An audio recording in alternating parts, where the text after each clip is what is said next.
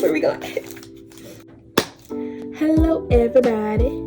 Hello everybody. I have another video for you. I say I have another video for you. Hello everybody. My name is Shania. I go by Jay. I go by Shania. I go by Jalen. And today I want to try something very, very cool. Today I have hot glue. I have a hot glue gun. I have silicone resin molds. What are we doing? You guessed it. We are gonna make objects using hot glue and silicone molds. These are some of the molds that I have. Little glittery from use. I have this cool square silicone mold. I have these letter molds. I got 2 of them, you know, because we need A through Z. And I have smaller square molds. Go through my mold bag. Going through my mold bag. And we have these half cup spheres, but I like to put them together sometimes and make like full spheres.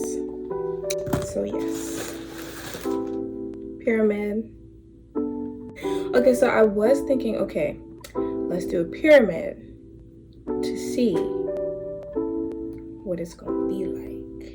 You know what I mean? Just like a tester, just like a cool, easy, breezy, beautiful cover girl. Nice little tester, right? Let me get a brush up first. It's a little distance, a little powdery.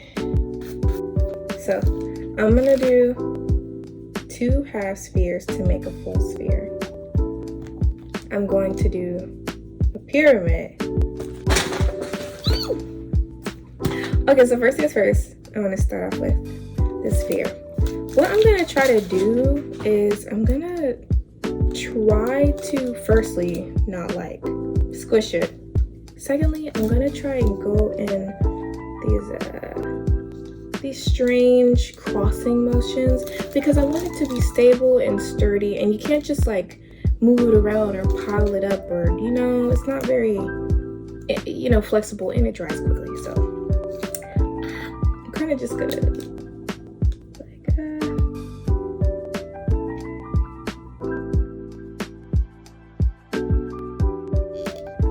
okay, so that's what it looks like on the top so far.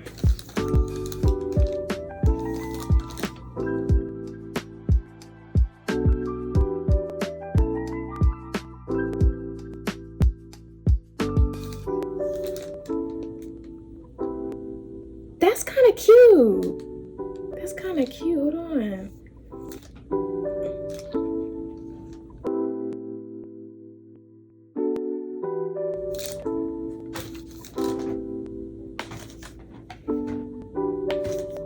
Like Spider-Man when he was first trying out his webs. Like never ending.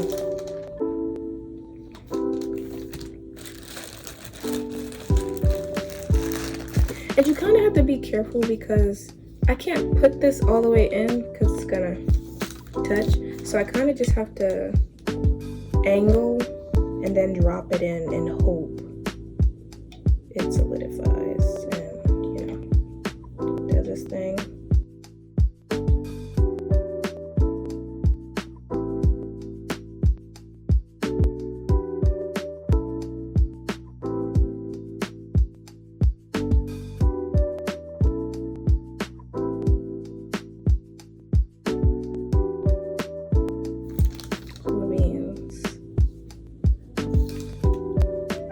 Gonna fill in that bottom.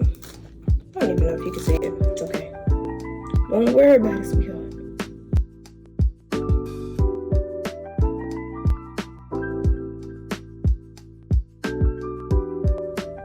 It kind of reminds me of that that fabric that designers use. See? And it just looks like water. Make me sweat. Please. I feel like Voodoo Doll TV would not like me for singing. Okay, so what I'm gonna do, so that when I pull this out, I'm gonna create a layer of hot glue so that it can attach to its counterpart.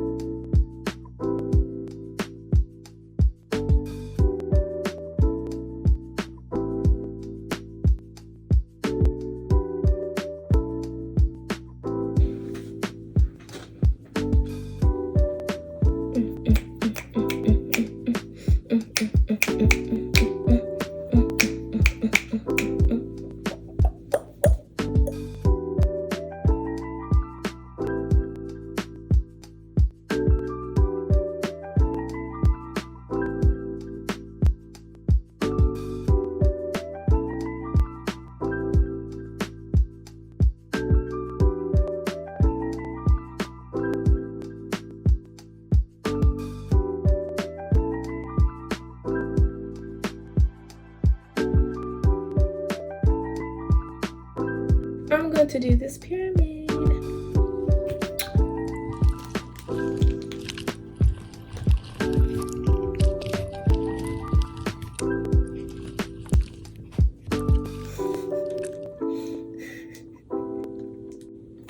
Two sides. That looks super cool.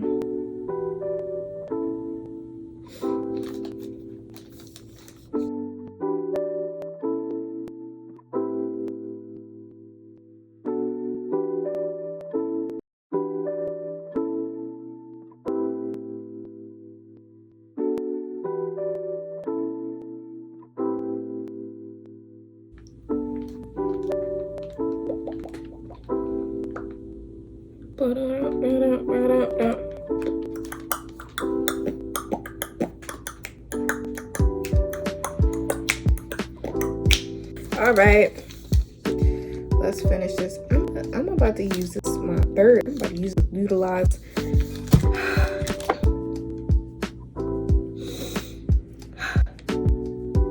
I'm about to utilize my other phalanges. Golly. It's a good thing that I did this pretty quickly, because if I would have sat here any longer, then my fingers would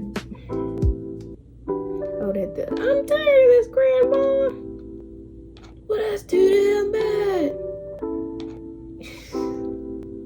On a side note, don't you think it's crazy? Like, that whole thing was predestined to happen because of a curse. Like, that whole thing. And you want to know the craziest part, though? The craziest part is that it all circled back for the opportunity for the curse to be broken again. Because Stanley, Stanley Yelnats, right? Stanley Yelnats could have never met Madame Zeroni's descendant ever again in life. Ever again in life. And I'm wondering if that's because the debt had to be paid. I'm wondering if the curse would have kept reoccurring with Stanley's bloodline. Like, what if the other bloodlines met Zero's other descendants? You know what I mean? So, like, what if Stanley's father or mother, whoever is the descendant, like, by blood, What if they met Zero's descendant, but they didn't know? They didn't know it was a curse. They didn't know that about Madame Zeroni. They didn't know about the, so like, what if that was the case? So like, was that the case? Or was it that Stanley specifically had to be the one to break the curse? Because he was the generational curse. Oh, you're not hearing me. Like, what if it specifically had to be him? Because he had to, like, that was the only way that their bloodline would ever meet up again.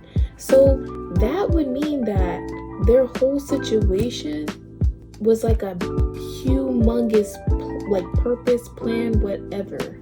It was a part of like some bigger. The reason why I'm going into depth about this is because it makes me think about life. Like, you have cultures that believe in reincarnation. You have cultures that believe we are like quote unquote Gen Z, quote unquote, that believe Gen Z are, some are reincarnated, some are ancestors, because we just don't have a tolerance for certain things. I kind of used to think that until I was like, when I look back, each generation was tougher than the one before it.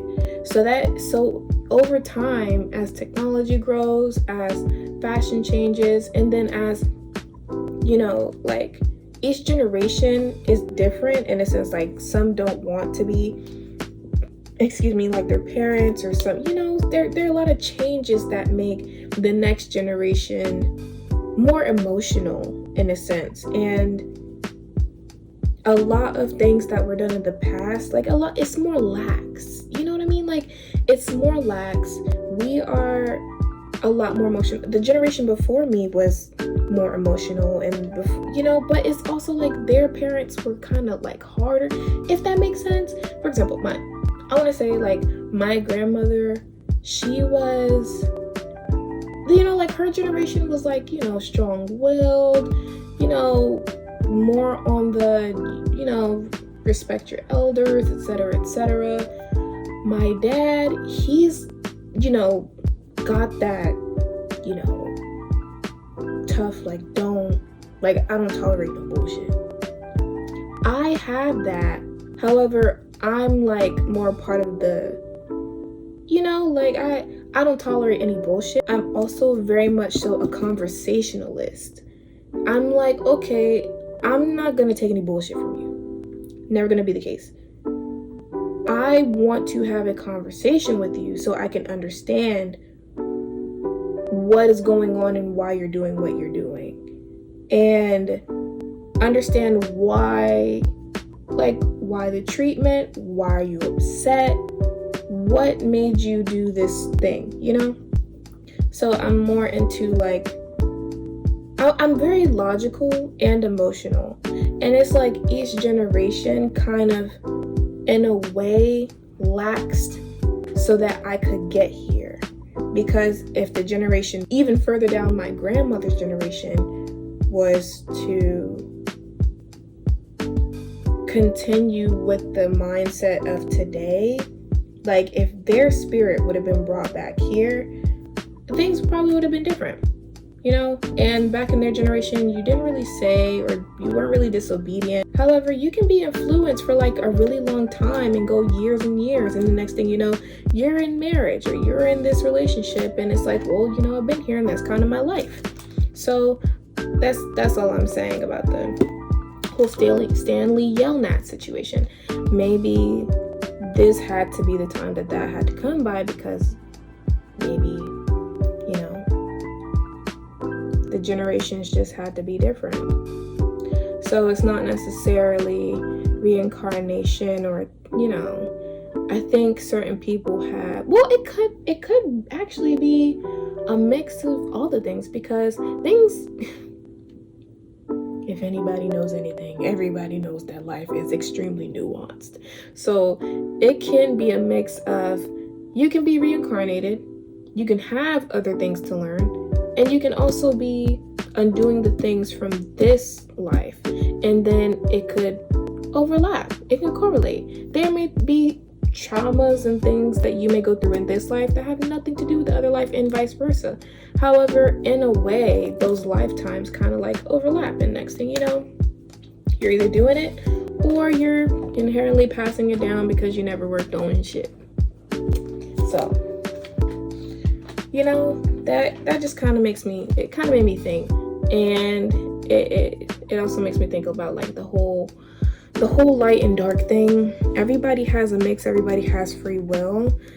A lot of times it's difficult for people to decide whether or not they want to be different, and really get people out of like the mentality that was kind of passed down. One, because it's scary.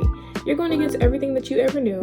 You may lose everybody that you know, all your friends, all your family, everything, because you decide to care about yourself and love yourself and respect yourself when other people are like, no. It can be lonely. You have to rebuild your foundation and redefine who and what you are and what that means to you. It can be familial because your parents may not have ever even thought to defy, but that doesn't mean that they didn't break things in their own way. Some things can linger. Sometimes it can look like mental things. Like, not everybody took mental health seriously. So maybe you see things in yourself that are different from somebody who's like atypical, or the way that society may operate. And you have to then deal with anxiety, ADHD, depression, or just, even if you're atypical, figuring out how to navigate life, because maybe people didn't teach you how to navigate life, so you're doing a lot of things by yourself. Hyper independence. It's just a lot that, you gotta go through. So, or you may have to go through. It really reframes, and especially because we live in a world where a lot of things can feel magical that aren't, just because they were not explained to us in a logical way. And so we can kind of spiritualize things when things are just life and passed down, because maybe pieces of us sought magic. Maybe that's how we viewed things in like a childlike sense, and maybe, or just things are foreign. Some things are just really foreign. So that's also another thing to consider, is like the rediscovery of how to connect with yourself and with God, and to know, okay, how is God speaking to me? How is the world speaking? And then what is personal? You know what I mean? And then how am I affected? Like, what is the role that I play? What is the role that I specifically, me, Jalen Shania Clay, plays in this whole thing? And that's also important. And Stanley Yelnats' role is that his ancestors' whole bloodline got cursed by a woman who was incredibly gifted and righted the wrongs of his ancestor and ended up rich, because that was the promise. That was the promise. But he was rewarded in the end, and it was his. Like, his name was on that chest. His name was on that chest. His name. Nobody else's name was on that chest but his. It was meant for him. That is so, in a way, it's like spiritual, religious, everything. So cool. What a cool story. But yeah, that's my TED Talk. Let's go get these molds. I'm gonna deep pot these first. I'm so excited.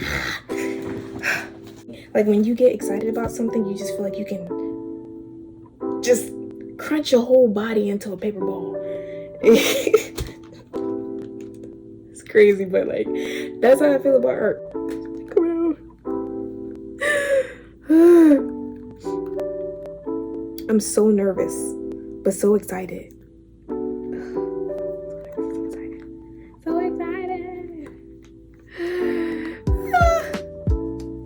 Wait.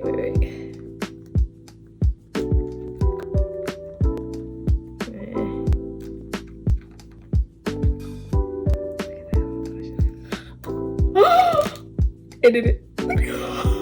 Look at my ball. My half ball. This is really pretty. This is so pretty. Like, here's hot glue. Look at it. Look at it.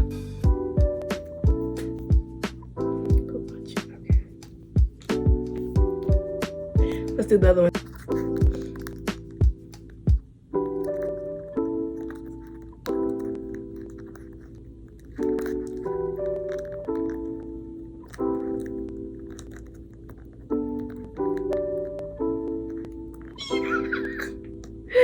Look at it.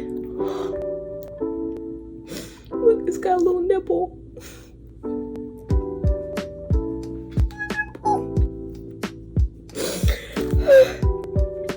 It was so smart to make the thing. Look, I'ma glue it. Wait, how is it gonna stand on its own? Is that?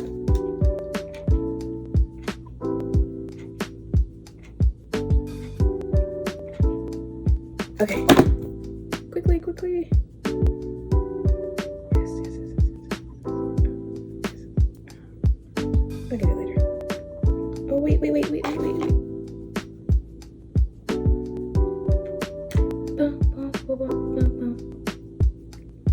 It's so pretty and simple, but it's like so flexible and malleable. It's like a cat toy. Woo! Okay. Here's a triangle.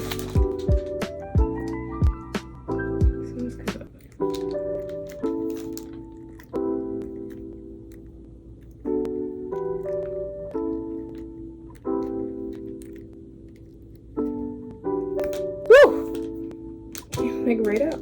It's like a little witch's hat because of the brim. Should I make it into like a little witch's hat?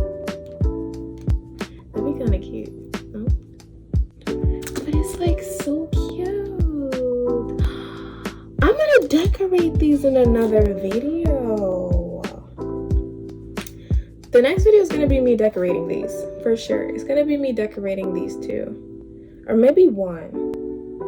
For sure gonna be decorating these. I feel like I look crazy doing that.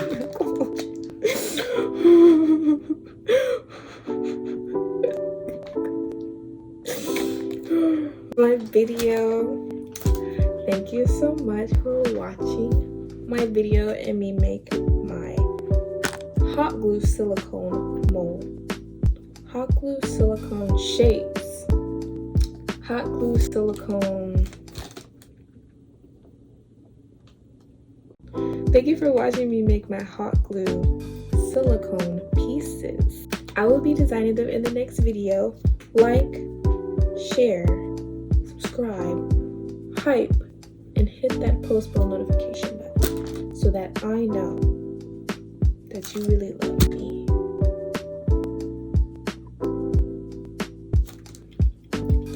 So I know you really love me and my forehead.